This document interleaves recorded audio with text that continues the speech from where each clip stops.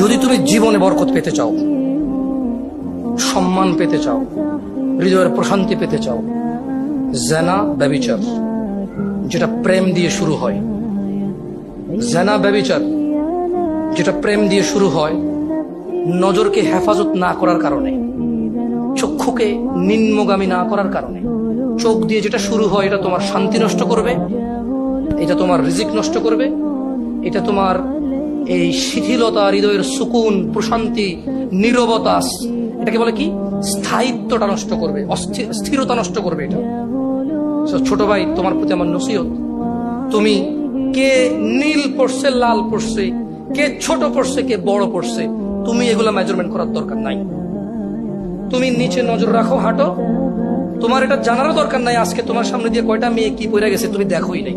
তুমি নিচে হাঁটো, যথাসম্ভব তুমি যতটুকু নিচে দেখে হাঁটা সম্ভব তুমি তোমার চোখকে হেফাজত করো।